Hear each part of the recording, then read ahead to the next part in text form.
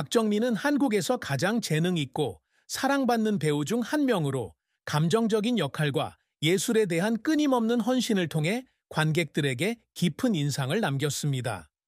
1987년 3월 24일 경기도 안산에서 태어난 그는 뛰어난 연기력뿐만 아니라 작가, 출판인, 열정적인 사람으로서의 역할로도 유명합니다.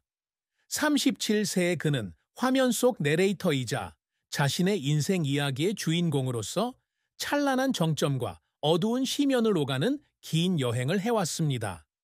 그의 인생은 두꺼운 책과도 같으며 성공의 페이지들 사이에는 눈물로 흐릿해진 선들이 섞여 있다. 그 여정을 각 측면을 통해 살펴보겠습니다. 그의 가장 큰 슬픔, 그의 경력, 그가 추구했던 업적, 사랑과 결혼, 그의 재산, 상상의 파트너와의 공유, 마지막으로 박정민의 의미 있는 삶에 대한 결론입니다. 박정민의 인생에서 가장 큰 슬픔은 그의 경력적 실패도 아니고 그가 한국의 혹독한 엔터테인먼트 산업에서 직면했던 명예의 압박도 아니다.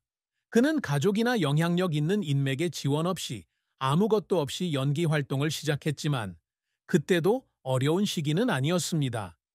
대신 그의 가장 깊은 슬픔은 그가 삶의 의미를 찾기 위해 고군분투하던 시절에 느꼈던 외로움과 자기 반성이었습니다. 특히 그는 직장에서의 압박감과 개인적 관계의 상실로 인한 정신적 트라우마에 직면했습니다. 이것은 그가 공개적으로 표현하지는 않지만 늘 예민하고 심오한 사람의 마음속에 존재하는 조용한 고통입니다. 박정민은 서울에서 멀지 않은 산업도시인 안산에서 태어났다. 그의 가족은 상류층은 아니지만 그렇게 가난하지도 않아요.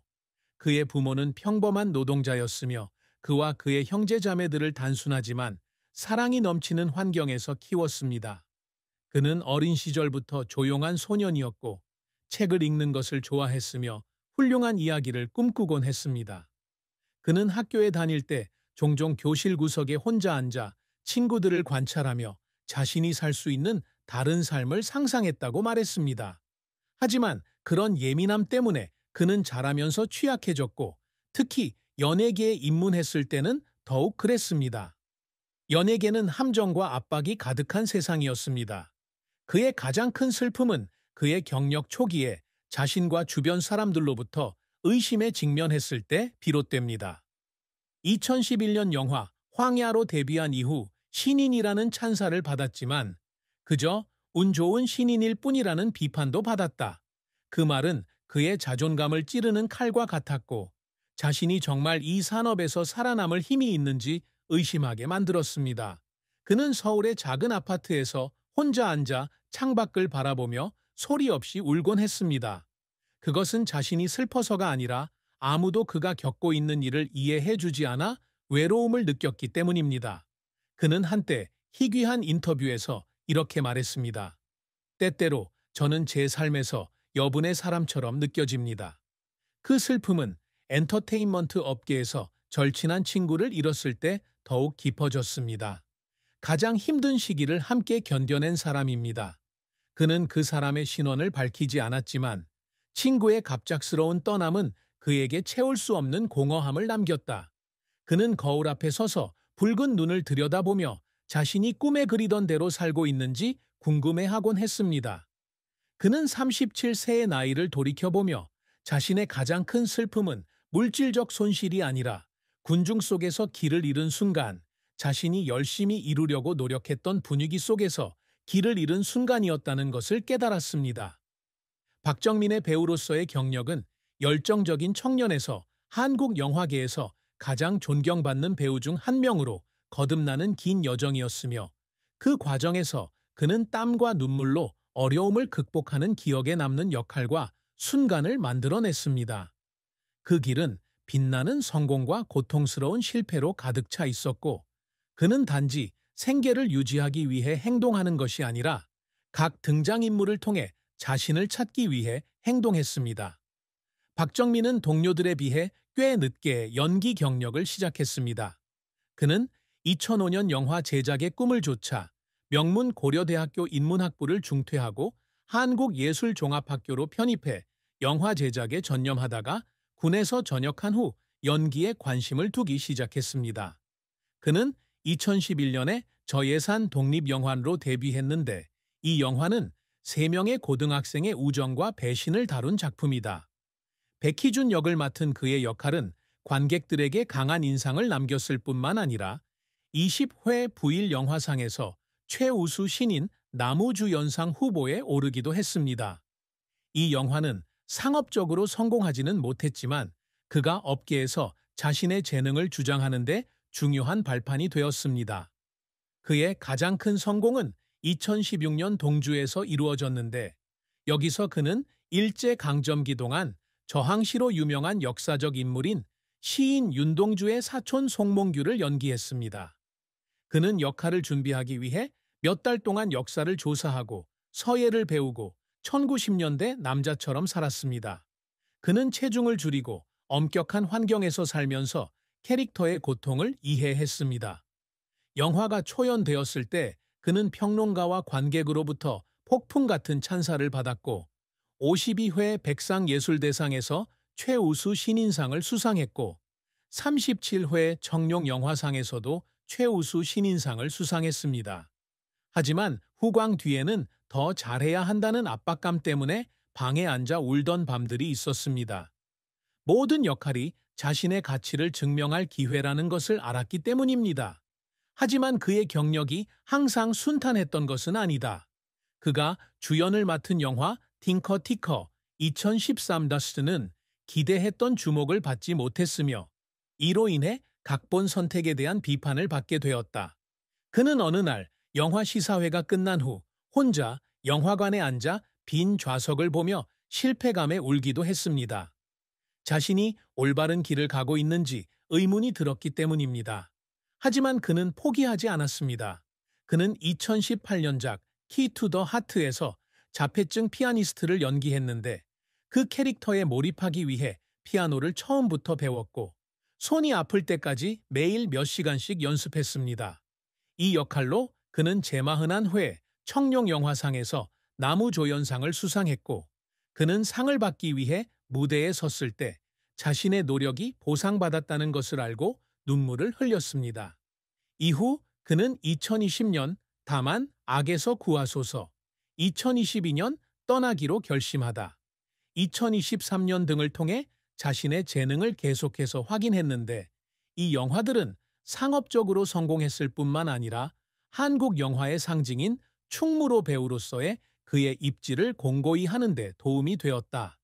그는 또한 넷플릭스의 헬바운드 2021에서 갈등하는 TV PD를 연기하며 텔레비전에도 손을 대었고 가장 최근에는 더8 쇼 2024에서 블랙 코미디 호러 장르에서 자신의 새로운 면을 보여주었습니다.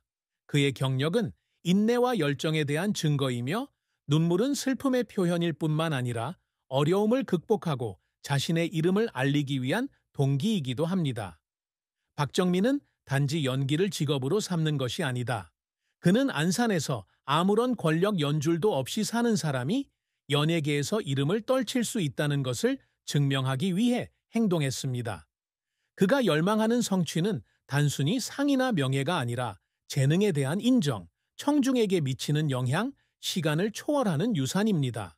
박정민은 연예계에 데뷔한 이후 외모뿐만 아니라 연기력으로도 존경받는 배우가 되는 것을 목표로 삼았다.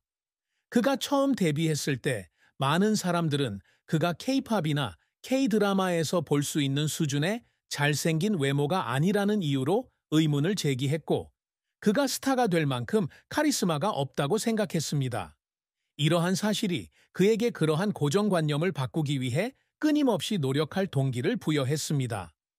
송몽규는 동주에서 맡은 역할로 큰 성공을 거두었지만 그는 단 한 가지 역할로만 기억되고 싶어 하지 않는다.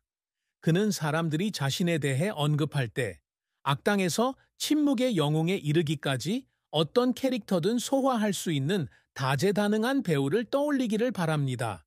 이를 달성하기 위해 그는 대본을 연구하고 전임자로부터 배우는 데 많은 시간을 보냈으며 Keys to the Heart의 자폐증 피아니스트나 Deliver Us from Evil의 냉혈한 암살자 등 어려운 역할을 시도하는 것을 두려워하지 않았습니다. 그가 늘 추구해온 위대한 업적 중 하나는 한국 영화 산업의 중심지인 충무로 영화의 상징이 되는 것입니다. 그는 자신의 역할이 단순히 오락거리가 되는 게 아니라 청중이 사람들, 사회, 그리고 알려지지 않은 이야기들에 대해 더 많이 이해할 수 있는 방법이 되기를 바랍니다. 이를 위해 그는 블리크 나이트 같은 독립영화부터 같은 상업영화까지 새로운 장르를 실험하는 것을 두려워하지 않습니다. 그는 피아노 치는 법을 배웠고 2018년 영화 마이 홈타운에서 랩을 배웠으며 헬바운드의 PD 역할을 위해 좌절감을 가장 진실되게 표현하는 법도 배웠습니다. 특히 Deliver Us from Evil과 Decision to Live가 영화제에서 호평을 받은 후 국제 관객들의 인정을 받은 것은 그러한 노력의 증거입니다. 박정민은 연기 활동 외에도 글쓰기와 출판을 통해 개인적 유산을 남기고자 열망한다. 2016년에 그는 자신의 삶, 슬픔, 기쁨에 대한 글을 모아서 유용한 사람이라는 책을 출판했습니다. 이 책은 진솔함과 깊이로 독자들에게 사랑받는 베스트셀러가 되었습니다. 그는 또한 서울의 책, 밤, 낮이라는 서점 겸 카페를 열었는데 이곳이 예술 애호가들이 만날 수 있는 공간이 되기를 바랐습니다. 이 매장은 2021년에 팬데믹으로 인해 문을 닫았지만 그는 독자들에게 의미 있는 작품을 전하고 싶다는 마음으로 2020년 말에 출판사인 무제북스를 설립했습니다. 그는 인터뷰에서 이렇게 말한 적이 있다. 저는 화면에 나오는 이미지가 아니라 다른 사람들의 마음을 감동시킬 수 있는 생각을 남기고 싶습니다. 마지막으로 박정민은 항상 영감을 주는 사람이 되려고 노력합니다.